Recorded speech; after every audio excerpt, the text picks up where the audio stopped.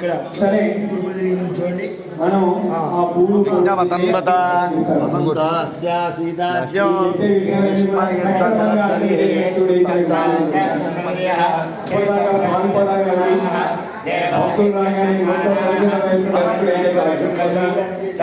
సక్రమంగా ఎవరైతే అర్చన చేస్తున్నారో ఆ అర్చన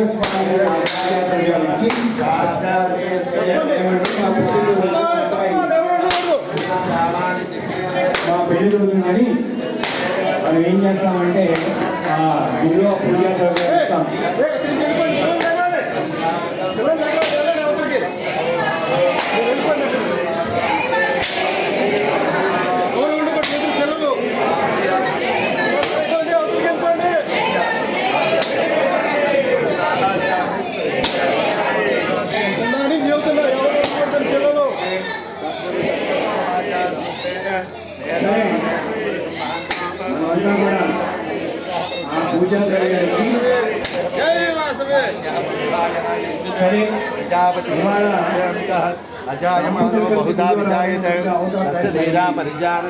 ఏదో భార్య పూలు పడలేక వస్తూ ఉంటాడు.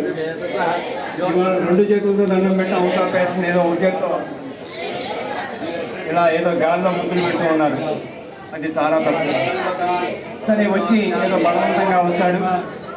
భార్య పూలు పడలేక వచ్చి బయట ఏదో వ్యాపారం మాట్లాడుతూ ఉంటారు. ఆడవాళ్ళు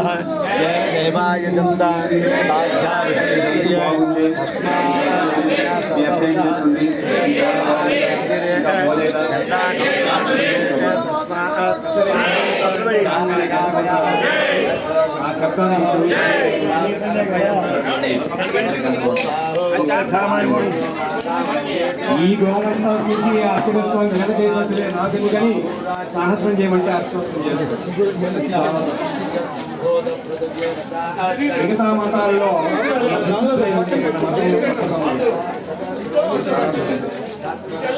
అలా ఎప్పుడు కూడా గుర్తుపెట్టుకోండి. స్వామివారికి ఎదురుగా ఎప్పుడు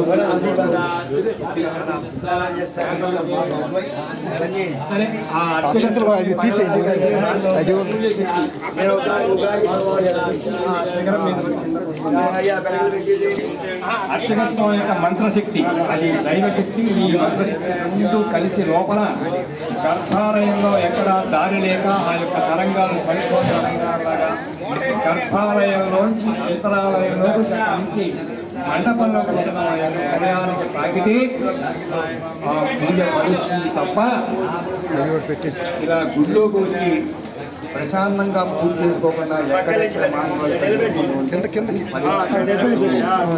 అందుకే సత్యనారాయణ స్వామి వారికి కూడా మండపం పెట్టడం కారణం అదే. శ్రోతానికి ఏదో మేత వేసి కలసం పెడతాం.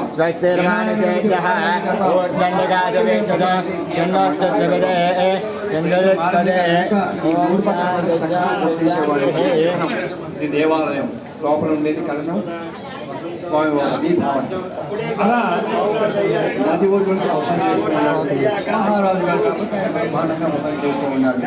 మరి ఆ రోజుల్లో లారీలు ఆటోలు ఏమీ లేవు. ట్రాన్స్పోర్ట్ అంతా కూడా పడవ మీద సాగుతూ ఉండేది. సాధు అనే ఒక వ్యాపారి వ్యాపారం చేసుకోవడానికి వీళ్ళ పడవల మీద డబ్బులు వేసుకొని ద్రవ్యం చేసి నది ప్రయాణం చేస్తూ ఉన్నాడు. నది పడవ ప్రయాణం కాకపోతే చాలా కష్టం. తెరతా పెట్టినా కూడా పడవ ముందుకు పోతే వెనక్కిపోతుంది. ఇప్పుడు వాళ్ళకి మనకైతే బళ్ళు వేరే సరే ఈయన ఈ వ్యాపారి సాధువుల వ్యాపారి మహారాజు గారు వ్రతం చేస్తున్న నది దగ్గరలోకి వచ్చాడు. పడవ ప్రయాణం సాగలేదు. పడవను లంగర వేసి వచ్చి దూరంగా కూర్చుని ఉన్నాడు. సరే మహారాజు గారు వ్రతం ఉంటే పరిచారకులు భటులు సామంతరాజులు చాలా ఉంది. సరే కొంతసేపు అయిన వ్రతం అయిపోయింది. కొద్దిగా మహారాజు గారు గాలి కింద వచ్చి వస్తే ఇమిగను పురుషం రాజన్ భుక్తి చుక్తే అని ఓ మహారాజా ఆయన అక్కడి నుంచి మీ యొక్క పూజ చేస్తూ ఉన్నారు. ఇది వ్రతమా యాగమా యజ్ఞమా ఎవరి కోసం మీకోసమా రాజ్యం కోసమా అంటే ఒక మహారాజు అయ్యుండి ఒక సామాన్యుడు సమాధానం చెబుతాడా? అది మనం చూస్తామా? ఇక్కడ చేశాడు అంటే మనిషి ఎప్పుడు కూడా మనిషిని గౌరవించాలన్న నాయన అక్కడ స్థాయి కాదు, వీడు గొప్పవాడు వీడు చిన్నవాడు అనే స్థాయి లేకుండా మనిషిని మనిషిగా గౌరవించాలని చెప్పడమే. చక్కగా భుజమే దైవే తీసుకెళ్ళాడు, కాలుగోసాన్ని ఇచ్చాడు, ముందు ప్రసాదం పెట్టాడు, భోజనం పెట్టాడు. పెట్టి ఏం చెప్పంటావు స్వామి, నేను రాజుని, రాజ్యాలు మేడలు